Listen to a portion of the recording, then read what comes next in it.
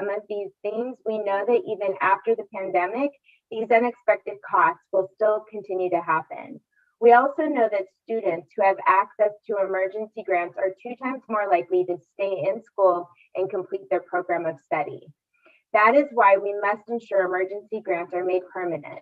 Fortunately, Senator Smith, Klobuchar, and Casey recently introduced S3794, the Emergency Grant Aid for College Students Act, which would do just that. Today, we are joined by an amazing group of individuals to share about how emergency aid has impacted students and why emergency aid needs to be made permanent. This panel is a dynamic panel that I'm extremely excited to hear from. Just so you know, I know that there are some that are joining us. We're live streaming this through YouTube. So we will be taking questions throughout the rest of the panel. And how we'll do that is you can email me at A as in Apple, N as in Nancy, G as in Guy, at higherlearningadvocates.org. And I will show you in just one second so you have a chance to write this down.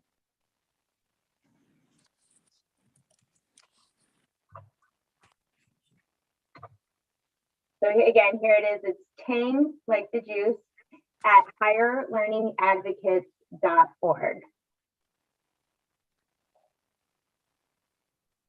We are, like I said, we're very excited about the amazing group of panelists we have. Our moderator, Nicole Lynn Lewis, is the founder and chief executive officer of Generation Hope, a nonprofit organization that engages education and policy partners to drive systemic change and provides direct support to teen parents in college, as well as their children, through holistic 2-generation programming to ensure all students' parents have the opportunities to succeed and experience economic mobility.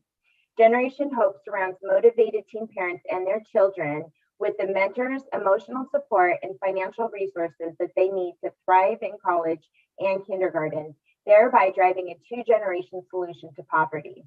A former teen mother who put herself through the College of William and Mary with her 3-month-old daughter in tow, Nicole now works every day to change the statistics that less than 2% of teen mothers will earn their degrees before age 30. Generation Hope rallies around teen parents to help them earn college degrees and forge a path to economic opportunity, and is now expanding its work nationally to help colleges and universities and policymakers across the country better meet the needs of nearly 4 million parenting students who are working toward their degree. Nicole is a member of the Board of Trustees of Trinity Washington University and a National Advisory Board member of the Hope Center for College, Community, and Justice.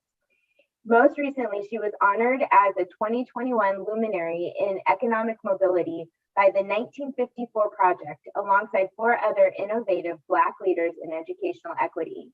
She has been recognized with various awards, including being honored as a CNN hero, being named one of the inaugural Black Voices for Black Justice Award, which recognizes incredible leaders who have been on the front lines working to dismantle the deep-rooted racist systems that have plagued our country for centuries, and receiving the Boulder Fund Award through Education Leaders of Color, which supports the innovations of leaders of color in education.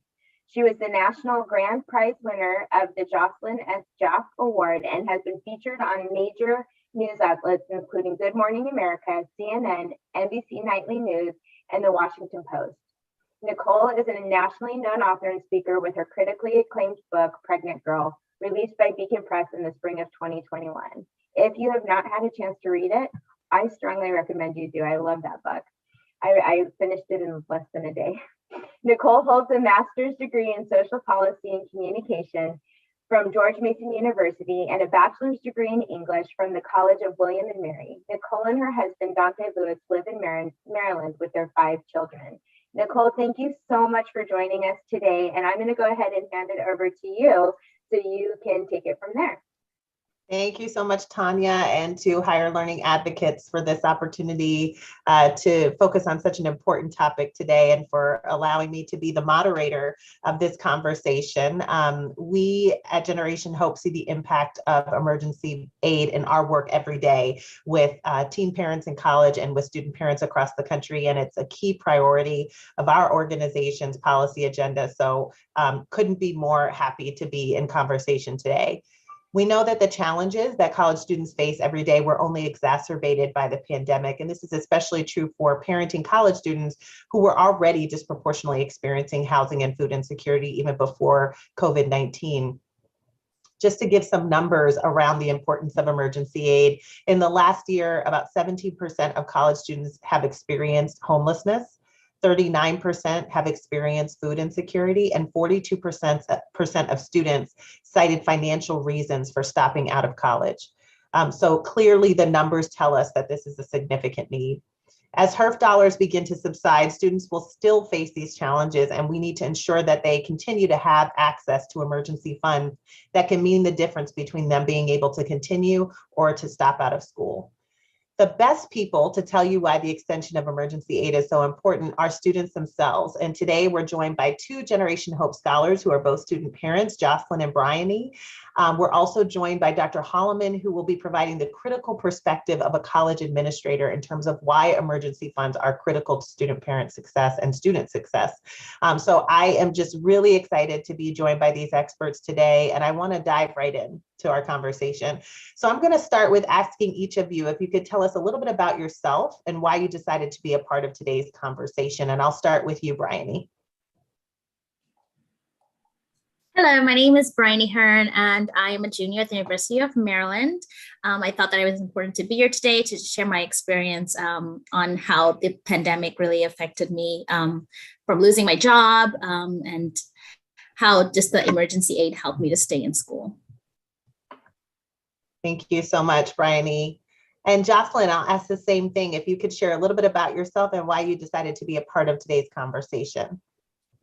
So my name is Jocelyn. I am a student at Nova in George Mason. I have two daughters, and I'm currently a stay-at-home mom due to the pandemic, which turned my life upside down. But I wanted to join this meeting today to kind of elaborate on how that impacted my life and how the emergency aid is so important, and it's been a life changer for student parents, especially for me. I love that. Thank you so much. And I see your beautiful daughters in this picture here. Dr. Holloman, would you please share a little bit more about yourself and why you wanted to be a part of today's conversation? Absolutely. I am Daryl Holloman, the Vice President of Student Affairs at Spelman College, which is a small private liberal arts HBCU for all women in Atlanta, Georgia. I wanted to be a part of this conversation because I saw directly the impact that emergency grants had on our students. But I also remember my own struggles as a college student over 28 years ago in undergraduate at Georgia State University, and the struggles that I had, and even just trying to find rent in the early 90s, which has exasperated 4 times over from when I was a student. So that's why I feel like this is a really critically important topic.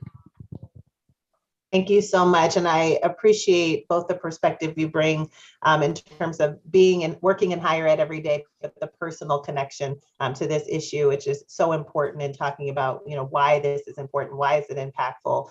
So many of us have a personal connection to this, and it's really important for us to share that.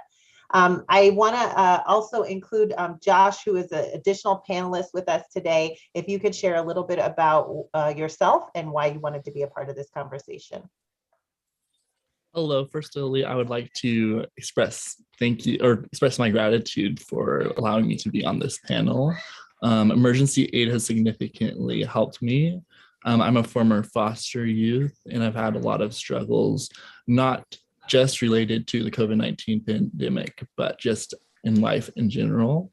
And so I would like to help share my story to help make this emergency aid not just a COVID thing, but a permanent thing, because students like me around the country really need it. Thank you so much, Josh, for being a part of the conversation and for bringing that critical perspective in terms of students who have experienced foster care and the of making sure that that perspective is a part of this conversation as well. We know that emergency aid is important for all college students, but I think it's also important to talk about the different populations that are often disproportionately impacted by basic needs and security, where these emergency funds would make a huge difference. So thank you for being a part of this as well. So have any of you received emergency aid throughout the pandemic or prior to the pandemic? And if you're comfortable sharing with the group how that aid has helped you. And maybe we'll start with you, Jocelyn, if you could start us off there. Yeah, so since the pandemic started, I believe which was in 2020, I immediately applied for it because at the time I was pregnant with my second daughter and I had to stop working because I had a high-risk pregnancy. Plus with COVID going around, my job thought it was better for me to take some time off, and that ended up resulting with actually terminating me. And at the time I didn't have financial aid and I was so desperate. Okay, I needed at least do something with my life. And my coach from Generation Hope is like, hey, because of the pandemic right now, they're doing emergency funds at school. You should apply, see how it works. And let's see if we can get this for you. I ended up applying. I didn't hear from them, so I was like, oh, maybe I didn't get it. And turns out that I ended up getting it, and which was a huge, able to pay something for my tuition. Not only that, but I was also able to get some stuff that I needed at the time for like my pregnancy, as in like clothes, as in like certain foods that I needed to eat. And then I was able to do it every semester, which helped me as well kind of take the stress off, not knowing like, okay, what can I do to have at least an extra income and make sure that at least something is saved for when my baby is here. So I was able to do that for the spring and fall semester of 2020. And then for 2021, I didn't know it was still going on till by like mid-semester, I was told again that, hey, they're still offering it, depending on the credits that you have and stuff. So I was able to apply again, and it was to assist with buying like preschool supplies for my 5-year-old. Since she doesn't go to daycare, I pretty much have to teach her what she needs to know for kindergarten. So that was a huge help for me, getting the school supplies that she needed. And then for the spring semester, it actually helped me get my car out of the towing yard that unexpectedly happened. So not only has the emergency aid been like a blessing for me in the most randomest times of my life, but it has also helped me not only in the school aspect, but in outside of life, and just brought a little bit of more peace for me.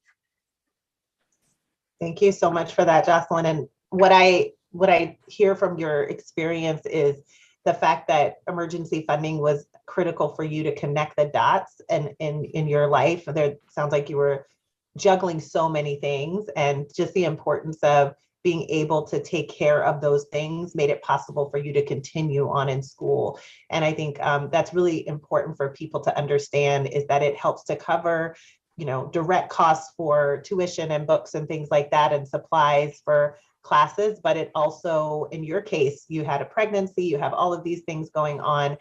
It allowed you to stay in school to be able to connect those dots as well. And I think that's really important for people to take away from this. Bryony, if you could share any experience that you have had with emergency aid and how it's helped you. Okay, sure. So when the pandemic hit, I still remember it so vaguely. So like really clearly, it was when I think I was watching the news, and it was just a shock, because I remember when our governor was mentioning that everything is going to close at like 5 p.m., which included, for me, I'm in the service industry, so that affected me directly. And I thought, okay, well, maybe this just might be for weeks. And as we know, weeks turn into months. And that's when I really started to feel it in my pocket. I wasn't receiving any more income. I was starting to reach into my savings account to pay for groceries. The children were at home with us all the time. So, we joke that we had to lock up our pantries and our fridges, but it's so true. They're eating so much food. You constantly have to go to the grocery store. So it's having to find new ways to make ends meet, like going to the food places where they were distributing food. Unfortunately, I had some trouble with unemployment, processing it. And as you know, there were so many people, it was just really backed up. The system was backed up and I wasn't getting any funds here. So I'm feeling really, really stressed. And I thought, oh my goodness, I might have to drop my courses and find work. And it was just such a relief when I received an email from my school letting us know that based on your FAFSA, we noticed that you would qualify for these emergency funds. And they just automatically put it into my account. The first check was very helpful to just catch up on my credit card bill. And then that aid continued. I was able to purchase groceries. It just felt like a huge relief.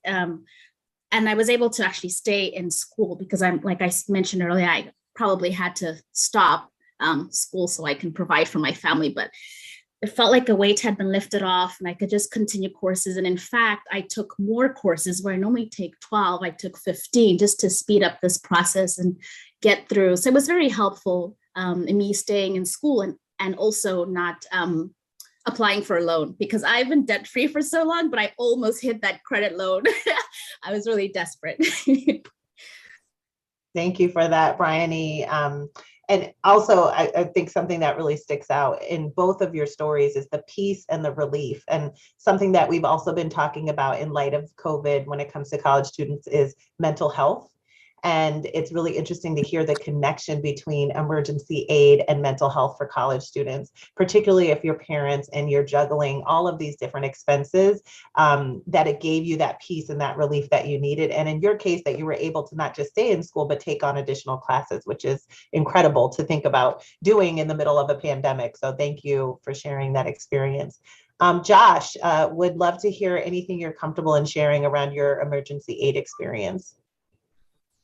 Yes. So before I transferred to UC Berkeley, I was attending San Diego City College, a community college in California. And like most students from the community college, you have to work extra jobs to make rent. A lot of times we don't have parents to support us. And trying to juggle that with college applications, trying to juggle that with getting good grades, working, studying full time. And then also mental health crisis is on the rise, especially students from low income. And it affects us at a larger degree, and it has significantly impacted me, especially my last semester during the spring of 2021, or spring of 2020. And I had a mental health crisis. I couldn't work anymore. And I had already been accepted to UC Berkeley, but I had to not work. I was barely going to pass my classes, it felt like. And so it was a scary moment, but the emergency relief that I did receive was a sigh of relief. It allowed me to be able to put that money towards rent and to continue to focus in school instead of having to drop out and return to college and having to pay back that extra financial aid, which had been a really large burden on myself. But because of that aid that I was able to receive during that crisis, I was able to stick in and continue. Thank you so much, Josh. I'm hearing the similarities in all of your stories. And again, just hearing you touching on the mental health aspect of this and the sigh of relief. But I also want to point out something that you mentioned around having to take care of all of these costs on your own, not having maybe parents or a family who can chip in on the cost of college.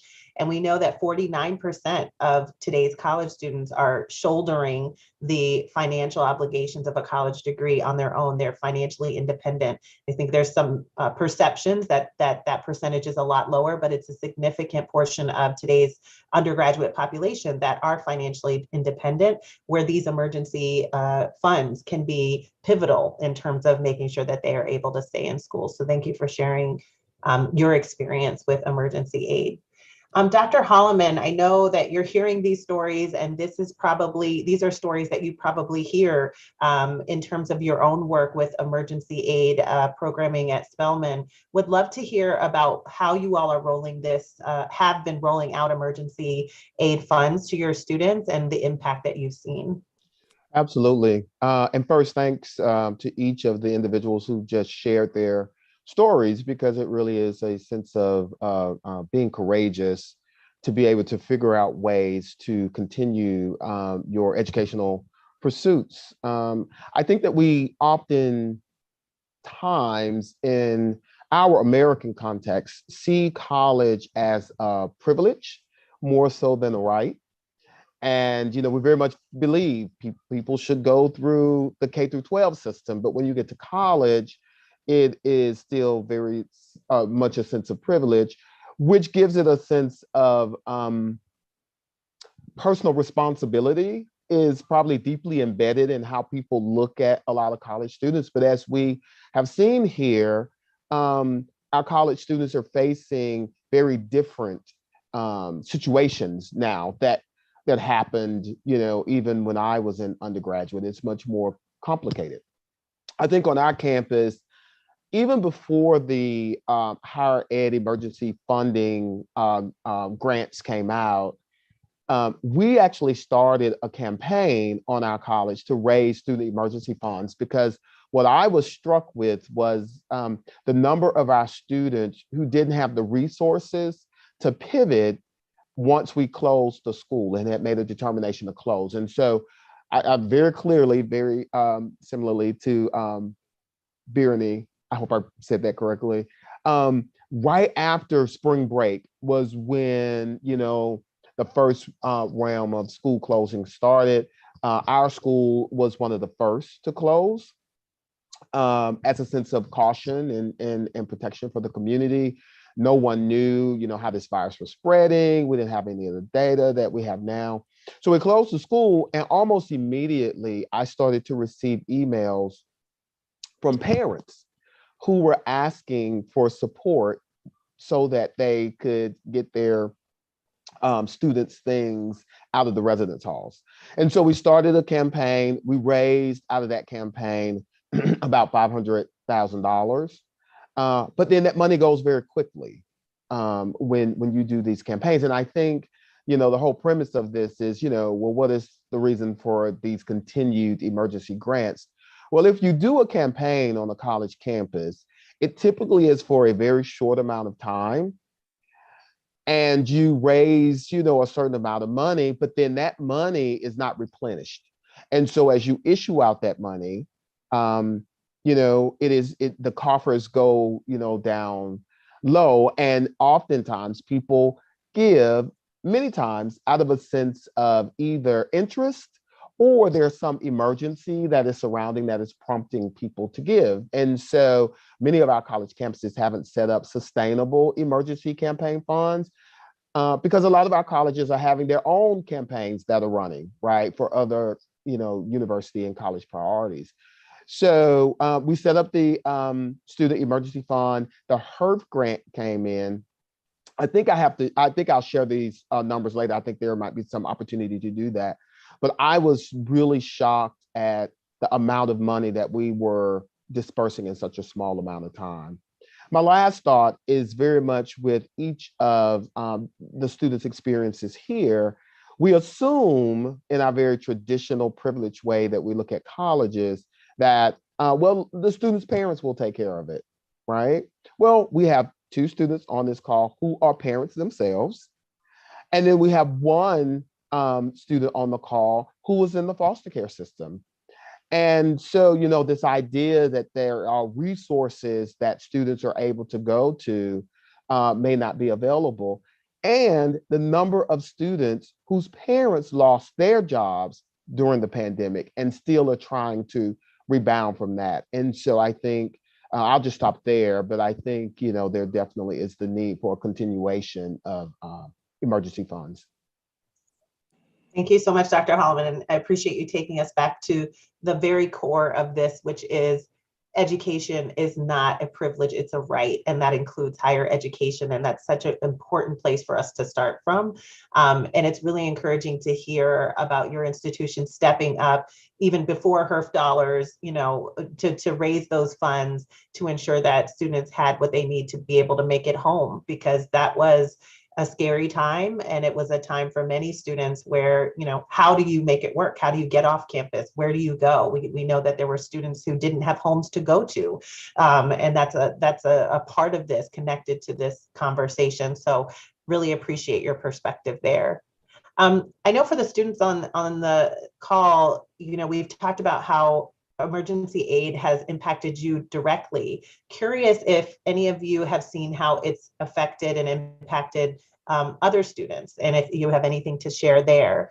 And Bryony, I'll start with you. I'm sorry, Nicole. Unfortunately, I have not spoken to other students. So okay, sure. Thank you. Thank you. Josh or Jocelyn, anything you'd like to add there?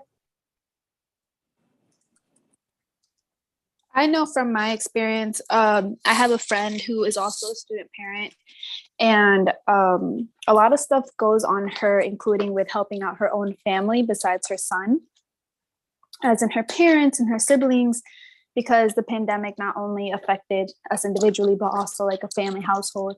So with her, it helped her a lot, especially with like her parents not being able to work and catching up on the bills that no one gets behind, especially on rent, because at the time, a lot of people, especially landlords, weren't really being kind of understanding because they were just wanting their money. So the emergency aid was able to help her out a lot with her rent.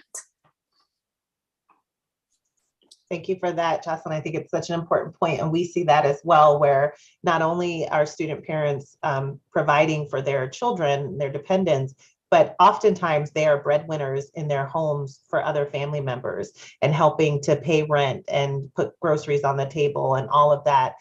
So many responsibilities, financial responsibilities, where emergency aid funding can have a huge impact. Josh, anything you'd like to add here? Yeah, I would like to talk about maybe the lack of emergency aid for some students. At San Diego City College, I was an outreach ambassador. And so I basically answered phone calls and tried to support students any way that I could.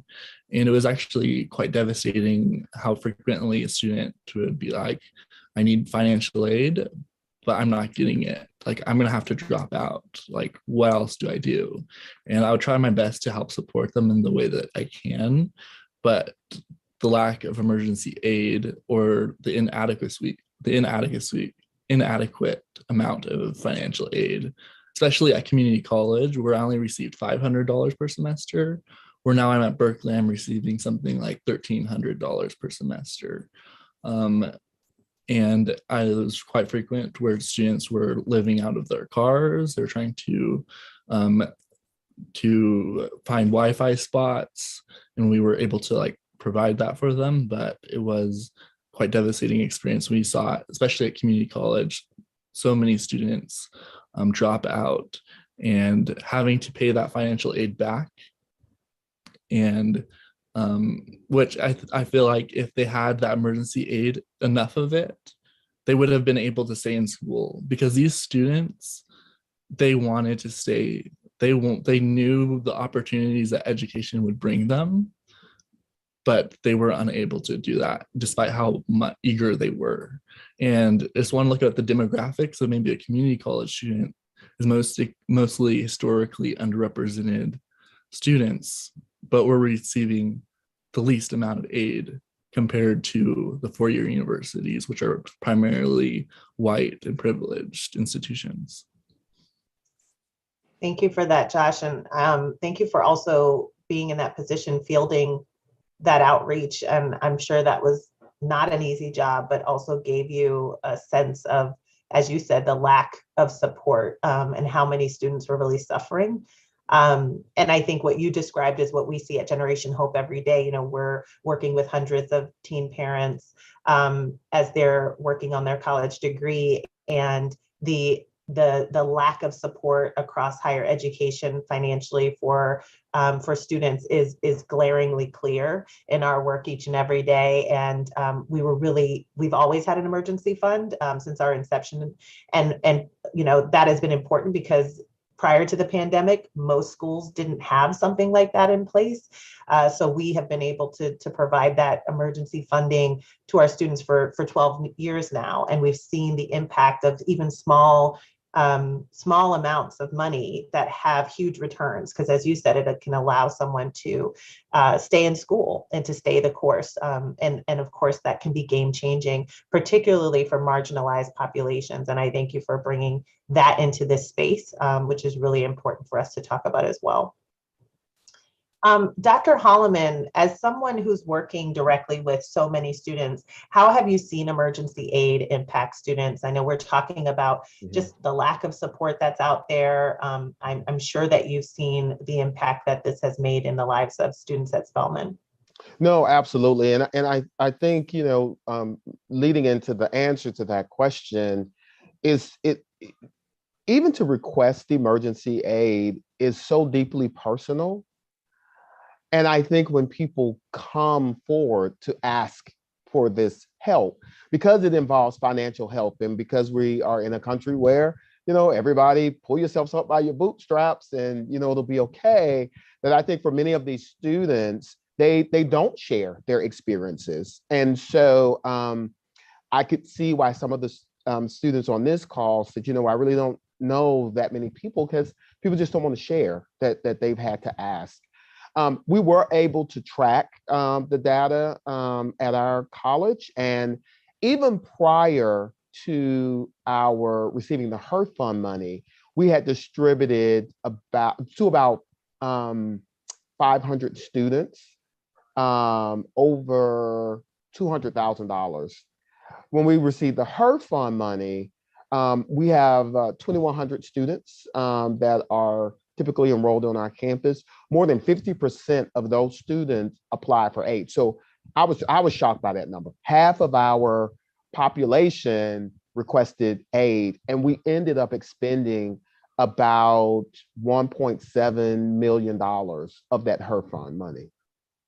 This semester, I asked before this call what our numbers were. And so we have already had this spring, and our students have just returned since February, 674 to apply for emergency aid. We had another fund where we received some money from UNCF. Thank you so much, UNCF, for all that you've done for our colleges.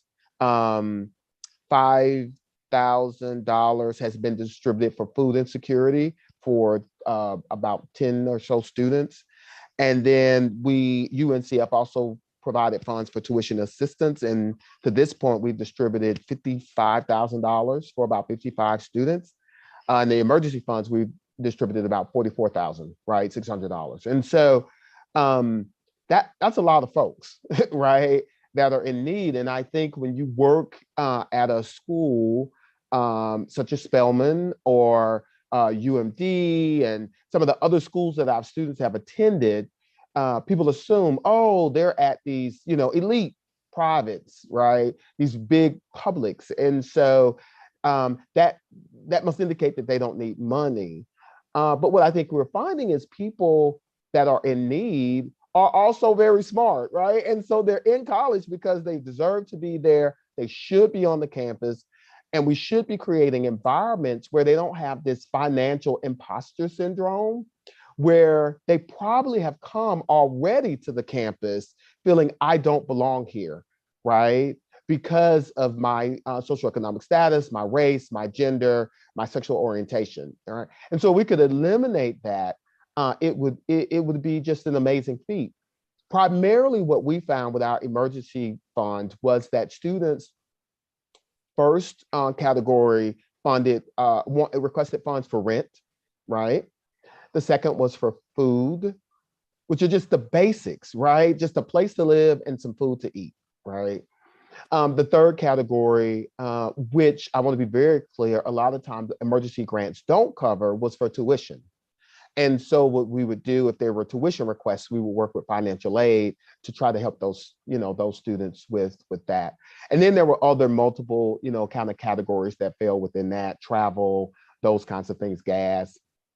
Oh, another big category was transportation, right? So I'll conclude with this, right? I live in Atlanta.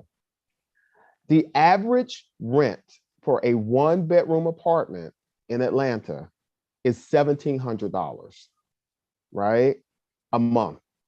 And so what that means is that, here is a unit where you may not even be able to have a roommate. We just assume like college students will go get a roommate, right? Because we have that kind of housing model on our campuses. Well, if it's a small 1-bedroom or a studio, there may not be space for 2 people. That's $1,700. And that's within like the metro perimeter area. And so what we're finding is that it's pushing students out further, from the campus, which again contributes to the transportation request, right? And so just those are the numbers, right? Those are very factual numbers. And I think they very much indicate just that one small private liberal arts college, the need.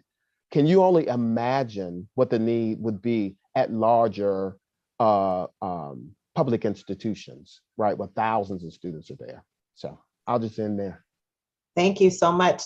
It's really helpful to hear those numbers because I do think it challenges some of the assumptions that we know that people have about where these students are, what their needs are, what they're experiencing. And I would just add, I think really helpful to also hear the spring numbers, because as you said, this semester has just started and that these requests are still coming in. I think there's a perception that we're moving out of the pandemic, the need isn't there, it's not as significant, but I think those numbers really speak to the fact that it needs to be ongoing. This emergency funding needs to be extended and ongoing so that we can ensure that students have what they need, not only coming out of the pandemic, but addressing the ongoing needs that they had even before the pandemic. Nicole, can I make one other point that I've learned from this experience? I very quickly began to realize that we are not fulfilling emergencies, because emergencies are quick. Something happens, right? Your car is towed, or you lose your job. What I realized was that we were actually subsidizing, right?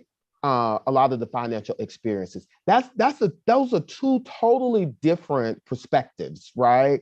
When you are subsidizing, that means that's an ongoing need that you're seeing arise, right, for college students. And so now I believe that we have college students coming who are having their tuition may be covered, possibly. Their books may be covered, but there's a lot of other things that go into that. People could say, well, why don't they just go get a job? Well, when you're in Georgia, when you're, I believe the minimum wage is like maybe $8, right? You end up having 3 jobs, right? To try to subsidize to live, right? When you live on campus and you say, well, they should work on campus. I worked on campus. I was a student work study student.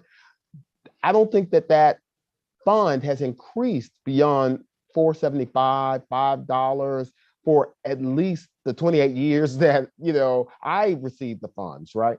Where can you possibly have enough money saved and build to really deal? So I just want to make that point, that I think that we shouldn't think of this so much as emergency aid as much as ways that we are helping to subsidize the living experiences of our students. Thank you for that really important point. And I think something that I always like to interject into these conversations is the importance of the student parent perspective. And as you said, we have 2 student parents on with us today, that the cost for all of those things is multiplied by at least 2, right? When you're thinking about being a parenting student. And so, for example, rent, which I don't even want to get into how much rent is here in the DC area for a 1-bedroom apartment, but it's worse. And you can't have a 1-bedroom if you're a parent, right? You need to have a 2-bedroom. You have the transportation costs of not only getting to campus every day, but driving your child to childcare every day, which is also a horrible situation in terms of the childcare costs in this country. I know when I was in college raising my daughter my freshman year, I was driving 150 miles every day to drop her off at childcare and then to get to campus. So really important to just think about how the costs are just exacerbated when you factor in being a parent, and that's really important to think about. I think Jocelyn wants to comment on your point, Dr. Holloman, around this, looking at this as subsidized versus just emergency. Jocelyn, did you have something you wanted to add? Yeah, I did. I like how he said that sometimes the emergency aid isn't just for emergency, but from a student perspective, a student parent perspective, the way how I see it, it's just an amount that you don't know what it is. You don't know when you're going to get it, but the moment you get it, it's a blessing, because as a student parent, you get tumbled with so many different challenges, depending on the age of your child, depending on what your child might need, because every child's need is different, including for your mental health as well. So for instance, for me, every time I get the emergency aid, it's not to help me with like any bills or anything. It's what helps me within that moment that just happened, that like, oh wow, like this just happened, now I need to figure this out. It's literally considered an emergency aid. For instance, with my 5-year-old, all of a sudden she goes through this like growth spurt, and I'm just like, whoa, what just happened? Now all of a sudden you're in need of clothes, and it's like what can I do? So it's just unexpected things that happen, especially as a student parent, that a lot of people don't tend to understand. And they just look at it as like, oh, they're just a college student, like they'll get through it. But it's more into it, because we don't just look at college through like a perspective of like a regular college student. We also have to look at our perspective, like we have little like footsteps following us, everything we do. And we need to make sure they're walking right and like they're okay as well. So with the emergency aid, it helps us relieve so much stress that can happen just all of a sudden. Absolutely. I think it's those unanticipated things that come up. And like you said, on a day-to-day basis, you don't know. You might not know what you need, and how that support could really make a difference. It can change from day to day. And I think that's true for any college student, but it's especially true for parenting students. So really great point, Jocelyn. I know we've talked a little bit about, and we have just a few minutes left. I could talk to you guys all day about this, and you've been so wonderful and insightful. Just wondering if any of our students want to talk about the experience of applying for emergency aid, because I think that would be helpful as people are thinking about what this could look like in the long term. So I'll just see. I don't want to put anyone on the spot, but if someone wants to just provide a little bit of perspective or insight on what it was like to apply for emergency funding. Sure. For me, I found the process was really smooth. Like I said before, the school contacted me by email. I guess they had used my information from FAFSA and figured out I was below the income level. They also had additional emergency fund, and that process was just also very easy. It was a Google form, just really general information, name, age, and then just why the need. And yeah, just like a brief paragraph, and that was it. I found it was easy. That's great. Great to hear. Anybody else? That was your experience? Yeah, I would say that in community college, I had to apply, sent out a letter or an email that you had to apply, and I applied, and you don't hear back maybe for a few months. And so if it's an emergency, you're not going to really hear back for a while. I didn't hear back until I actually got the check itself a few months afterwards. But at University of California, Berkeley, it's different, where I don't even have to apply. They send it to me almost instantaneously. And it's a lot easier. But then again, students at the community college, we have less resources and we need resources more. We're getting less of it, and it's going to take a long time to get it.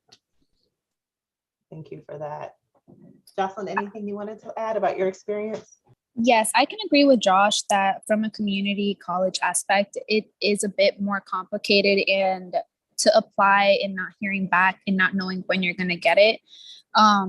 And so, for instance, with Nova, I actually had to go on their website, apply. But the best part is that they already had my information once I log into my account. And all I pretty much had to answer is like, what's the need for it, and how many credits are you taking, and for what semester. But then afterwards, not knowing like, okay, did it fully go through? Like, am I going to get a confirmation email? Is someone going to contact me to say like, hey, we got it, we're going to work on it? And if you called like a community college and ask them like, hey, what's the turnaround time, and like what's the process, they don't really have an answer. They just are like, oh, you're going to get it soon, you're going to get it soon. So I feel like it'd be important to implement more information on when these resources are going to go out, or how they process this information, so every student can get it at an accurate time and they have it in their mind like, okay, this is when I'm going to get it. I have all the information. I don't have to ask questions or feel all confused. Thank you for that. Yeah, I what I'm hearing is making it easy for students, not a ton of forms, was really helpful. And also quick turnaround time in terms of when students get that check, and having an answer, not having to wait months and months to figure out whether or not you're actually going to get that funding coming in. And Dr. Holloman, I see you have something you wanted to add. Just real quickly, and I think too, what you're hearing in these responses are some of the social inequities among institutional types, right? So if you're at a bigger, well-resourced institution, then the process is going to probably move a little smoother, because they're going to have more staffing, they're going to have people designated to be able to do this. I am actually at a conference now of student higher ed professionals in student affairs, and some of my colleagues talked about setting up an entire office. Actually, one of the schools was in California. They have an entire office of social workers, like 24 social workers that are on staff. Oh my God, right? I wish we had that. When we got the money, we initially started with one staff person, and then we had to add additional duties to about 3 other staff people just to get the money out. And the process was so labor intensive, we couldn't get it out quick enough for the students. And then we had to depend on other offices. And then we were all in a pandemic. And so some people were in the office, some people weren't in the office. And so I think looking at it from a more holistic, systematic way that funds could be distributed, that doesn't take into account the institution having to have individuals to do that, I think is also something to consider, because that's definitely what you're going to see at minority serving institutions, HBCUs, community colleges, small private liberal arts colleges, that there's going to be a long process for an emergency to be met. Yeah. No, thank you for that point. And I think absolutely historically underfunded institutions are going to really feel the brunt of that administrative burden. And so really important to stress that that's an important factor in the extension of emergency aid funding, is taking that into consideration. As I said earlier, this has been such a rich, really insightful conversation. I can't thank you all enough for giving us some of your time today and really helping people understand the importance of emergency aid for college students from a firsthand perspective. Whether you're a student, whether you're a college administrator, it's extremely helpful to get this information directly from you. We talked a little bit about the impact and kind of the ROI, but just want to remind everybody that we know that students who receive emergency aid are 2 times more likely to graduate or persist than those who do not receive aid. So as we're thinking about college enrollment and the headlines around dropping enrollment and the future of higher ed and the future of workforce in this country, emergency aid is really a critical tool for completion, and we want to see it continued. So I want to thank everyone who was able to join us today. Thank you again to my panelists, and we appreciate your time. Thank you.